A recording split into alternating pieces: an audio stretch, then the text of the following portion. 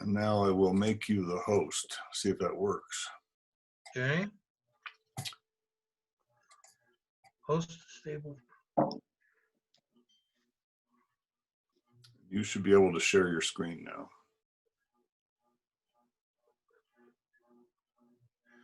Okay. I guess that's, and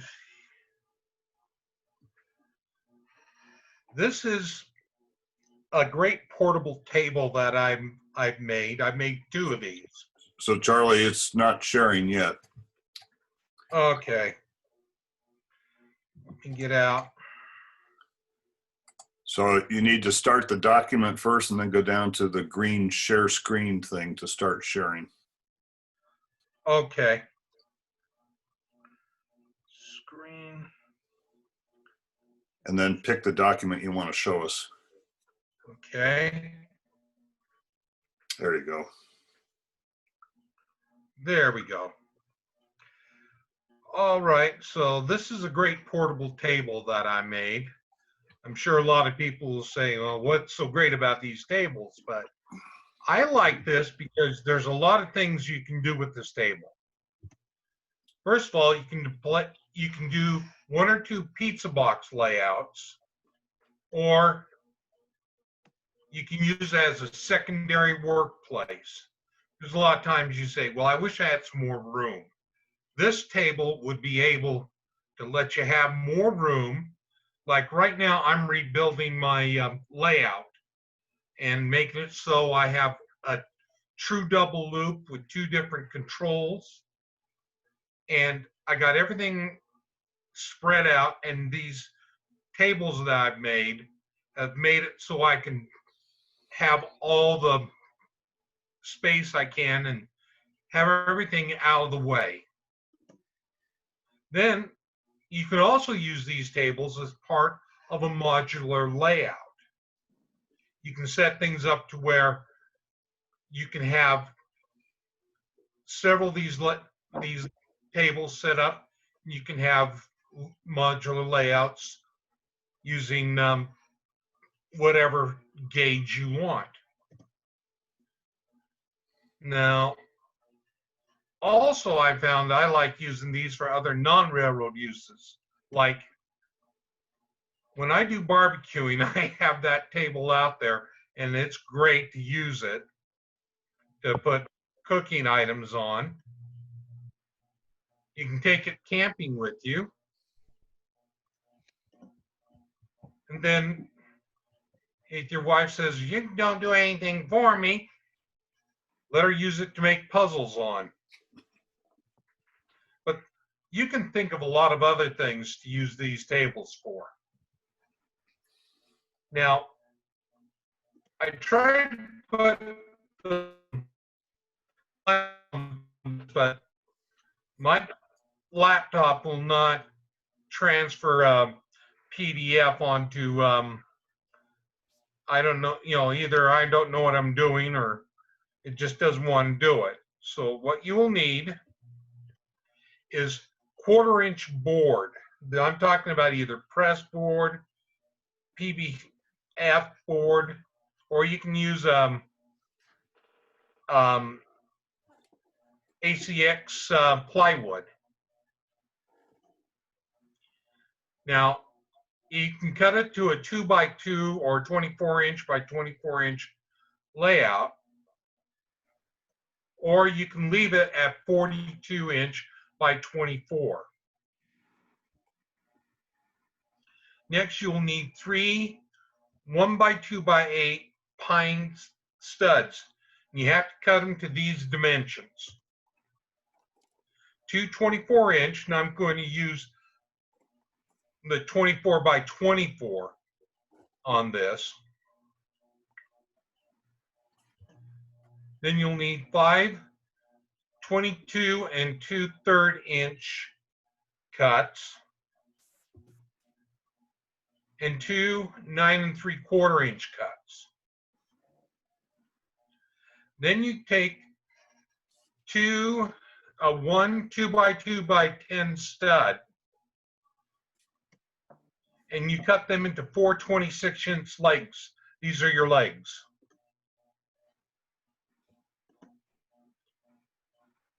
Now, you also need one 1x4 stud cut to 22 2/3 inches for a front brace.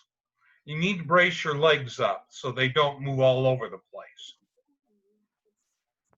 Now, does everyone know what a top plate is? A top plate is a square, triangle metal plate in which you can screw a leg into. We'll see that here in just a minute. You'll need 4 15/16 hanger bolts lined with coarse threads, and 4 1 1/16 level furniture guides,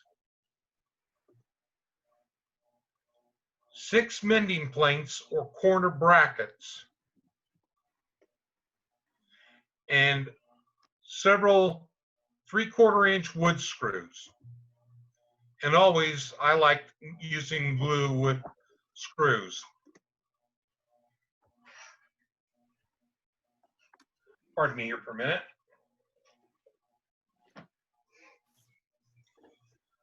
Now, you make the frame with the 1x2 studs cut to the above dimensions. The top is pressed board or plywood that's cut to make a 2x2 foot top for your layout. Then you assemble the frame, placing the 24-inch 1x2s on the top with glue, clamp the frame to the top with screws into the top frame and all, and I'll kind of show all this. But you're going to make a cross in the middle, kind of like 4 boxes. So you have a very sturdy, strong top. Now, using a quick square, I set the 24 with the 22.5 here. Then I took the top plate and screwed it down so I had a secure corner. Now this is the top plate, and here is one that's been put on and set up with making it a secure corner. Now this is how it's starting out. Next, I put the frame ties together with these hanger plates making 4 corners. So you can see I got 4 corners here.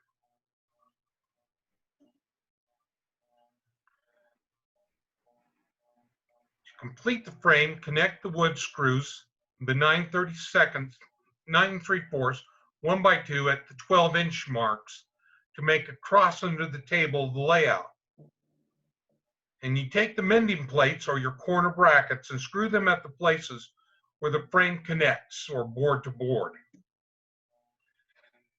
Now here you can see I put the 22-inch here in the middle and connect it at the 12-inch mark of the frame.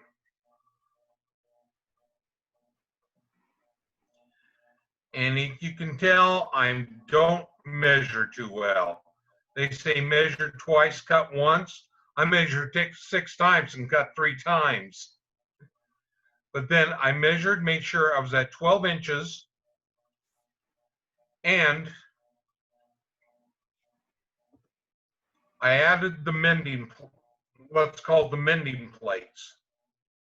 This secures the frame, making it very sturdy. And that's a lot of framework. I know a lot of people say, no, that's too much.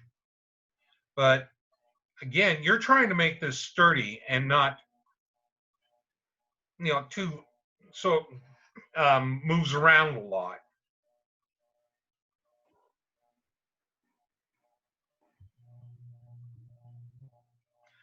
Then you take the top of the frame before the 1/4 inch top is secured. I placed glue on the top area through here. Then I place my press board onto the frame, then clamped it and let it dry overnight. The next day, I put wood screws in the areas where the frame was to secure everything down. Now, as you can see, I got half done. And the other side, I'm just getting ready to remove the clamps to finish this up. And this is the finished top. Anybody have any questions so far?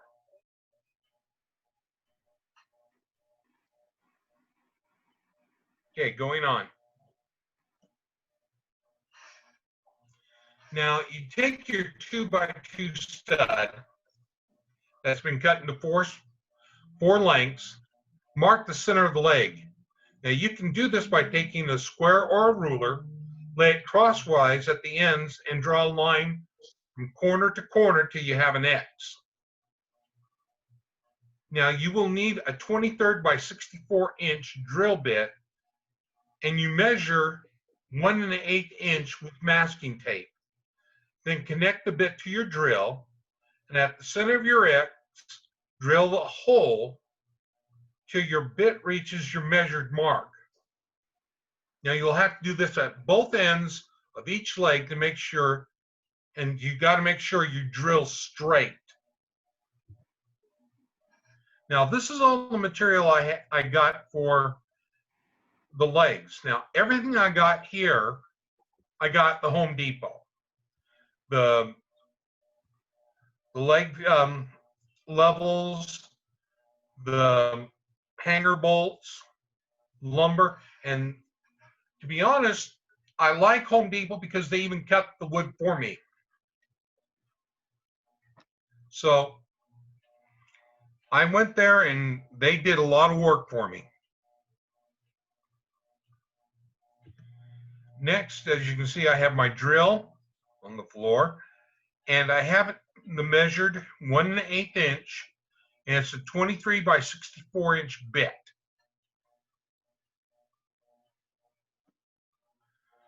Now, this is one of the drill marks I've done. And like I said, as usual, I missed the mark. I'm just a little bit off, but that's close enough that I don't think I would have to throw it away or anything. I'd just go ahead and use it. Now here I got the 4 legs. They've all been marked and drilled. Now, these are the ends with the adjustable furniture levels. You will need those because if you want to keep your table level, this is a good way to keep it so you can get it plumb. If you don't know what that means, I'm sorry. Now, this is a hanger bolt. As you can see, one end is very fine and the other end is coarse. Coarse end will go into your leg. And this end you will screw into the top plate. Then what you do, you take some lineman pliers and you screw it in. Another way you can do it is take a bolt, a nut, take your bolt and use a wrench to drive it in. With the lineman's pliers, you can see you can strip the fine thread. But with this in, and then I'm also going to make sure that I'm going to make sure that there's a nut down here on right where the stripped area is, so you don't drive the bolt all the way through the table.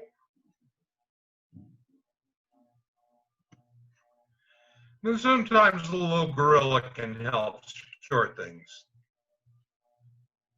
I know I'll use a lot of glue.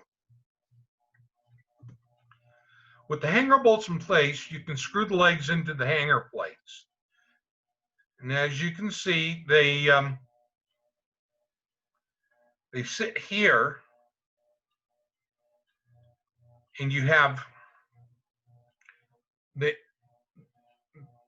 some good legs, but I also find that they wobble a lot. That's why I really suggest you get some 1x4s, cut some braces for it, 22 2/3 inches. This is a 4x2 table that I made with 4 legs. And as you can see, I have a lot of space. It's durable and I can move it around. But I also, if I'm going to run trains, I'm going to need a control box. So it would be a nice place to put your controls. This one you can use some of the leftover 1x4 to build a box to go onto the side of your table. Here I took the 1x4 and I cut it into 4 pieces, 2 24-inch longs and 2 6-inch longs. Now the control box will be 26 inches long, 4 inches tall, and the sides will be cut at an angle. The backing will be the 1x4 board, and I use a miter box. Place the 2 short pieces on top of each other and make sure they're even. Then cut both till you have an angle. Then I cut a 2-inch by 4-inch access hole in the back. Right here you can see I have the access hole cut, and here are the 2 sides cut out with the angles. I drilled pilot holes, and then I glued the front and the side together. Then I drove in 4 2-inch number 8 wood screws, so I had a tight fit. And this is the finished side. And as you see, this is on the back. I made sure I measured correctly, and nothing was, let's just say I didn't make any mistakes on this one. This is the front after I have put everything together and finished the framing.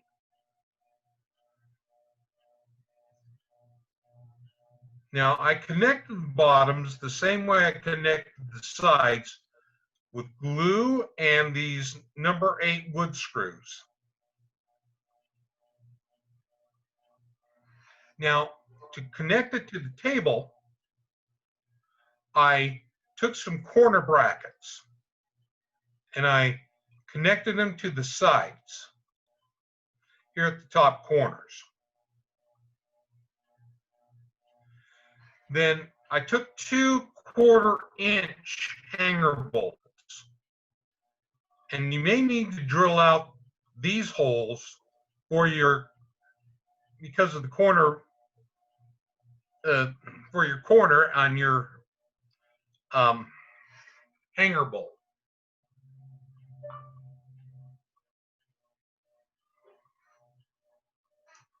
Then, taking 1/4-inch nuts, I secured the box to the side. Movie directed by Byron Howard, starring John Travolta, Miley Cyrus, and Susie Essman. Sorry about that. I don't know why that came on. But I took 1/4-inch nuts and secured the box to the side of the table. But I kind of found something out after I did this and put it on tight. If I want to take it off quickly, wing nuts work better. So I use 1/4-inch wing nuts. So that works. And I'm glad I used it.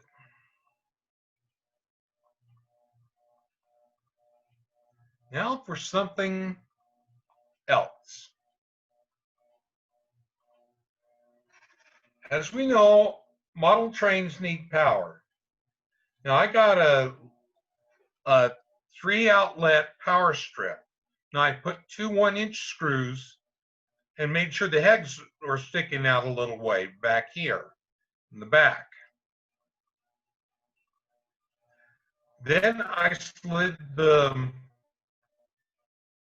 power strip onto the back and tightened it down. Now the power strip will put everything out of sight. When you see, it will go on to the sides. And with everything in place, there's much you can do with it. I have a control here, my drinks, little area to keep things. And as you can see, I am ready to set up 2 layouts on this table. I have the tables. I need to connect it, and I'll be able to run a 10-scale layout.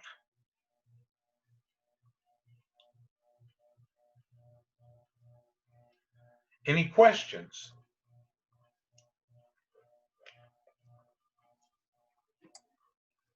I tried to take up as much time as I could. No, that's terrific, Charlie. Thank you for showing that to us. Does anybody have any questions or comments they'd like to add? I think you're on mute. iPad number 3 is on mute.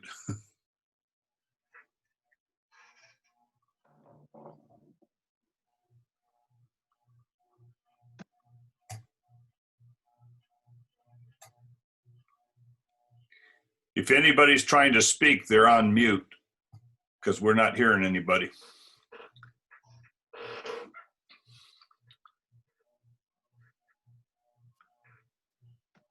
Let's see. Charlie, can you give me back the host rights? Okay, well, I can send a PDF email for the plans. Just send it to my email address right there. Okay. If I push stop share, that should be it. Yeah, you have to make me the host. So click on me and there's 3 buttons in the upper right hand and you can say make host. Okay.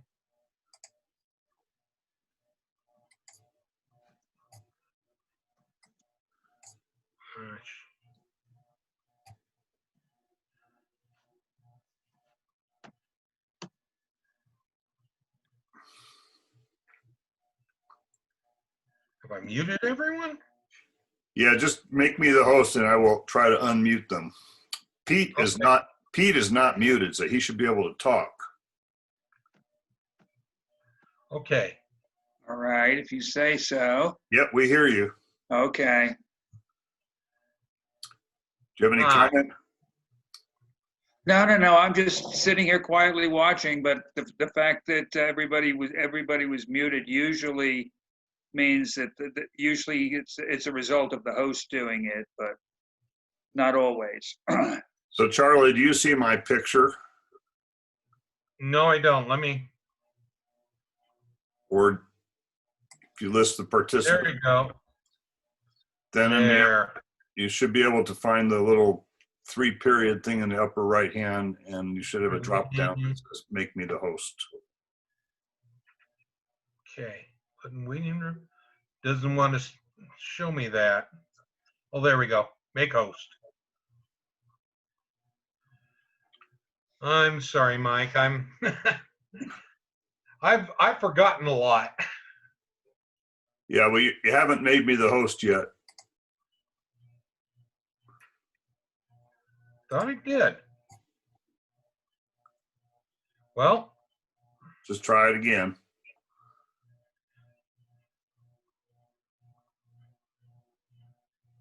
huh. Host is able to participate. Thought I did. But it's not.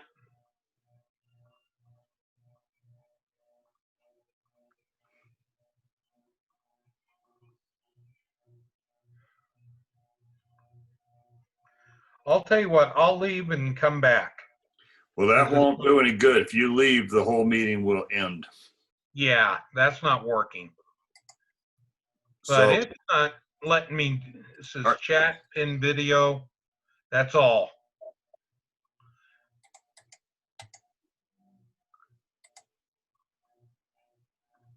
so you should see a whole bunch of choices because you're pretty sure you're the host. You're still the host. Maybe you're not. No, you made me the host already. I'm sorry. All right. Okay. So I'm going to unmute a few people if I can, but maybe I can't unmute. Well, does anybody have any questions or comments for Charlie? I have one question. Yeah, we can hear you. Okay, his legs look kind of wobbly. He mentioned earlier that he was going to put cross bracing on the legs. Yes. Yes, I was going to use hanger bolts again, 1/4 inch, the smallest I can find, and use a 1x4 with 2 holes drilled into it, and the wing nuts to hold it all together. But it looked like you hadn't yet done that. That's what I think is the No, that's the one thing I haven't done yet, but I'm still using them. I'm using them to, like I say, I've used them already to do a layout for an end scale. Before COVID happened, our church had a hobby night, and I took model trains there, and I was inundated. And using that table helped a lot.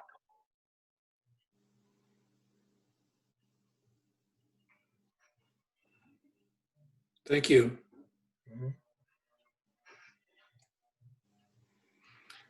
Yeah. Kevin looks like he's driving somewhere. Actually, we're on our way to Vegas, and my daughter's doing the driving.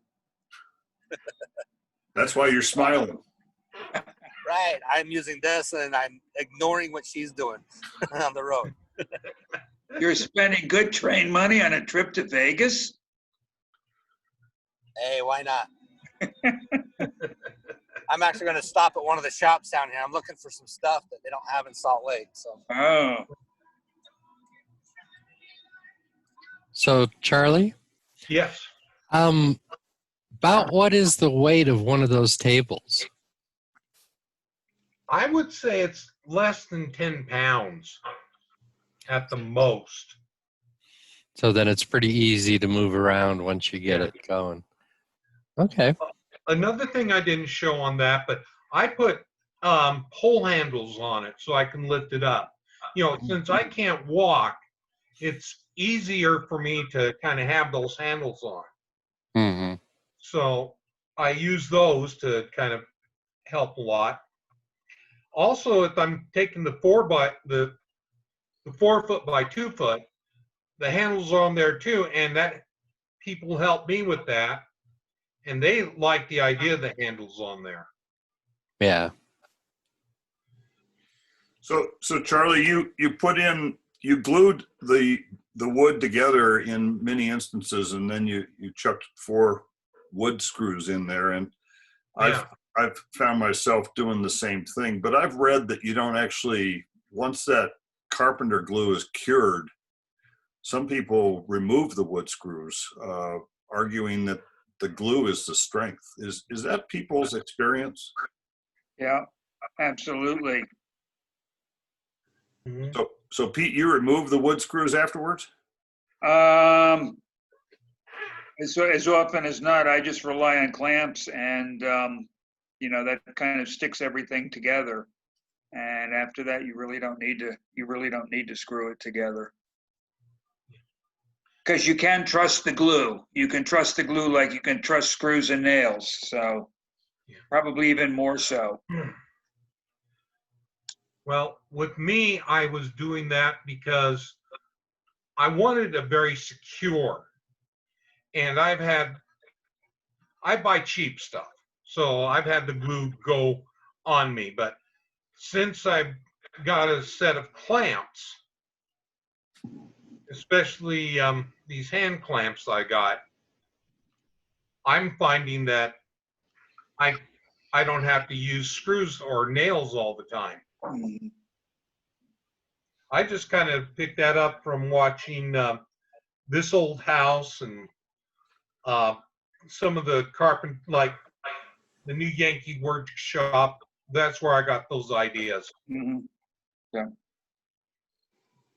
Yeah, one thing I can tell you is that glue has a life expectancy. So when you go to the store and you buy glue, you want to go to a store that has good inventory turnover. And I put a date on it when I bring it home, and after a year, if I still have any left, I throw it away. That's not all glue. You're just talking about carpenter glue, right? Yeah, either the yellow or the white glue, yeah. And the white glue doesn't have the same strength as the yellow. No, it doesn't.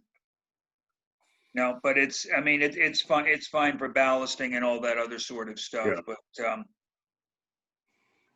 I use the yellow, and I use a lot of it sometimes. So it doesn't have a chance to get old. But And it has a life expectancy in liquid form before you use it. But once it's cured, will it last for 10 years or longer? it will definitely outlast Us. the ACC. Yeah, I mean, they used to use hide glue, which was something that they made from cooking down animal skins, and we still have furniture that was put together with that stuff from the 1700s, and the newer glues that we have now are even more permanent. So yeah, they'll outlive us, the glue joints made with the new yellow glue. And are there any real differences between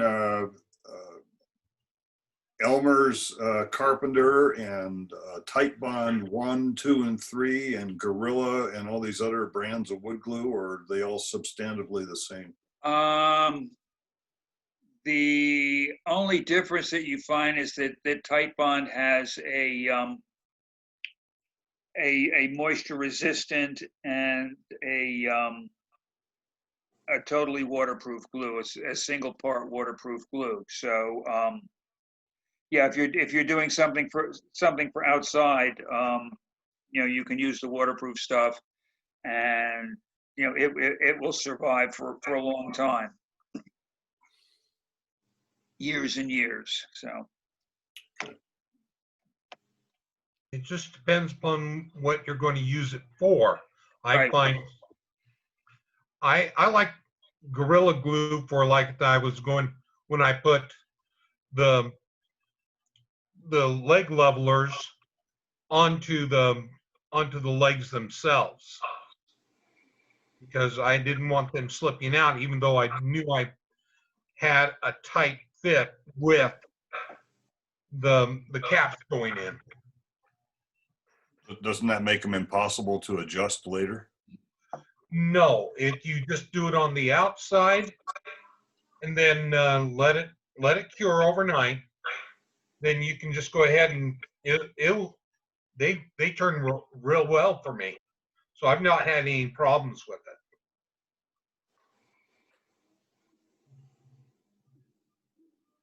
So,